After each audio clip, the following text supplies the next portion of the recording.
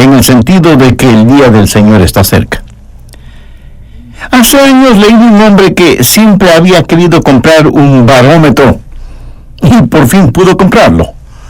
Compró un barómetro muy caro, calibrado minuciosamente para predecir el tiempo. En su casa lo desempacó cuidadosamente y notó que la aguja del barómetro señalaba el sector que decía huracán. Él sacudió el barómetro, pero la aguja continuaba señalando huracán. Repitió el procedimiento varias veces con el mismo resultado. Finalmente se dijo: tanto dinero que pagué por este barómetro y resulta que no sirve. Él vivía en el campo, pero trabajaba en la ciudad. Y en su oficina escribió una carta muy fuerte a los fabricantes del barómetro. Cuando por la tarde regresó a su casa, no encontró el barómetro, pero tampoco encontró su casa. Un fuertísimo huracán la había destrozado por completo. El barómetro no tenía nada de malo. El asunto es que él no creyó lo que el barómetro decía. Escuche lo siguiente, que quiero decirlo muy enfáticamente. No hay nada de malo en la palabra de Dios. No necesita que se le haga ningún ajuste. Solo necesita ser creída. Y Dios nos está diciendo que se cierne una tormenta sobre este mundo, una tormenta llamada la gran tribulación. La Biblia habla del surgimiento del hombre de pecado. Yo lo llamo el superhombre de Satanás. Vendrá un hombre que será el diablo mismo encarnado. Será Satanás en forma humana. Y la Biblia lo identifica con varios nombres: la bestia, el anticristo, el hombre de pecado, el hijo de perdición. Y Pablo, en esta epístola, nos previene de estas cosas para que no nos atrevamos a ser ignorantes. Permítame darle el trasfondo de estos dos versículos que leímos. El apóstol dice que Jesucristo vendrá, pero note lo que dice en el verso 2. No os dejéis mover fácilmente de vuestro modo de pensar. Ahora, ¿por qué les dijo eso a los hermanos? ¿Qué clase de problema enfrentaban los hermanos en Tesalónica? El asunto es que había aparecido una carta falsa firmada supuestamente por Pablo, en la cual les comunicaba que ya se había efectuado la segunda venida del Señor y que por lo tanto estaban ya en la gran tribulación. Por eso les dice que no se dejen engañar ni por carta como si fuera nuestra. Les dice que no se dejen convencer de que el rapto ya había sucedido y de que ellos habían sido dejados para que enfrentaran la gran tribulación. Y Pablo utiliza esa mentira para decirles la verdad. Y eso quiero hacer hoy. Usar esta oportunidad para decirles la verdad en lo que concierne a la segunda venida de Jesucristo y las cosas que van a suceder. De este pasaje bíblico hay 6 temas que quiero compartir con usted. Primero, la mofa de Dios es relatada. Veamos desde el verso 3. Nadie os engañe en ninguna manera, porque no vendrá, y aquí se refiere al día del Señor, no a la segunda venida de Cristo, porque no vendrá sin que antes venga la apostasía, y se manifieste el hombre de pecado, el hijo de perdición, el cual se opone y se levanta contra todo lo que se llama Dios o es objeto de culto, tanto que se sienta en el templo de Dios como Dios, haciéndose pasar por Dios. ¿No os acordáis que cuando yo estaba todavía con vosotros, os decía esto? Satanás siempre ha sido un imitador de Dios. La más consumidora ambición de Satanás ha sido ser como el Altísimo. Por eso, si Dios tiene su Cristo, Satanás tiene su anticristo. ¿Sabía que el apóstol Juan es el único que utiliza esa expresión? El prefijo anti significa 2 cosas. Primera, estar en contra de alguien o de algo, y segunda, estar en lugar de. Él está en contra de Cristo y quiere presentarse en lugar de Cristo. Cuando Jesús estuvo aquí en la tierra, dijo: el que me ha visto a mí, ha visto al Padre. Y en su tiempo, el anticristo también dirá: el que me ha visto a mi Padre. La diferencia es que el padre del anticristo será el mismo Satanás. El anticristo será Satanás encarnado. El diablo siempre ha querido la adoración de los hombres sin ningún disfraz. ¿Qué es lo que va a hacer al respecto? Veamos el verso 4. El cual se opone y se levanta contra todo lo que se llama Dios o es objeto de culto, tanto que se sienta en el templo de Dios como Dios, haciéndose pasar por Dios. El verso 4 dice que el anticristo se sentará en el templo de Dios, proclamando que Él es Dios.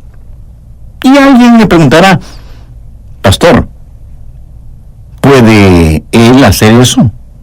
Porque no hay templo, ya que fue destruido en el año 70 después de Cristo. Sí, tiene razón. Pero yo creo que el templo será reconstruido poco tiempo después del rapto de la iglesia. Recuerde que durante un periodo de 3 años y medio el anticristo estará influenciando a la humanidad. Hará un pacto con la nación de Israel y pondrá todos los recursos mundiales para reconstruir el magnífico templo, ganándose la admiración, cariño y respaldo de los judíos. De paso, le diré que los judíos quieren reconstruir el templo. En un periódico de Israel leí un artículo que lo voy a citar en parte. Dice: en el Ministerio de Religión se presentó un documento relacionado con la reconstrucción del templo, en el cual hay propuestas de todo el mundo que han sido recibidas. Activistas religiosos están porque se reconstruya el templo lo más rápido posible. Otros se oponen a que sea de inmediato, pero todos están de acuerdo en la reconstrucción del templo. Hasta aquí una parte de lo que el periódico informó. Hace algún tiempo, durante una ceremonia oficial, el ministro de Religión israelí vio el modelo de un candelabro de 7 brazos diseñado por un artista inmigrante. La única cosa que detiene su elaboración es que requiere casi 100 libras de oro. Nota una frase muy especial en el verso 3. Y se manifiesta el hombre de pecado. Él puede ya existir, pero aún no se ha manifestado. Está esperando el momento apropiado para hacerlo.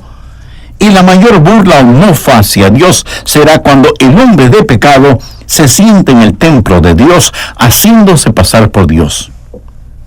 Segundo, el misterio de iniquidad será restringido. Veamos el verso 6. Y ahora vosotros sabéis lo que lo detiene, a fin de que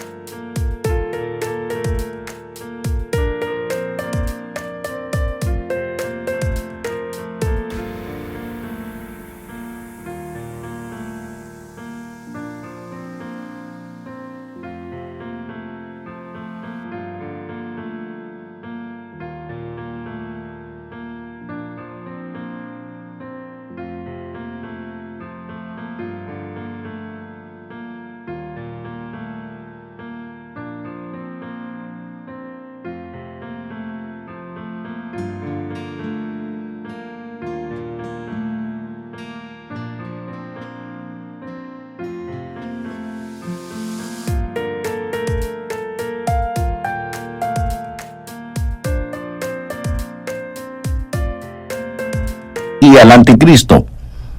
Pablo reconoció que esa fuerza ya estuvo trabajando en su tiempo. Y nosotros en la actualidad podemos observar las obras del anticristo, aunque están restringidas. ¿Qué es el misterio de la iniquidad? es un complot fraguado en el infierno.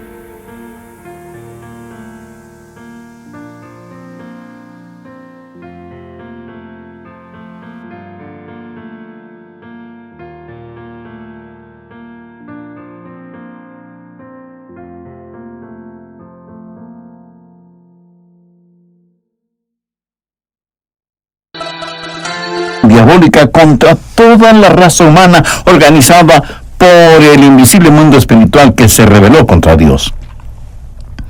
Esos seres espirituales rebeldes se llaman demonios. Están organizados, son inteligentes y son invisibles. Además son poderosos e incansables. Y si usted me dice que no cree en demonios, recuerde que los doctores en épocas medievales no creían en las bacterias, pero vieron los efectos negativos de las mismas. Busque Efesios 6:12, porque no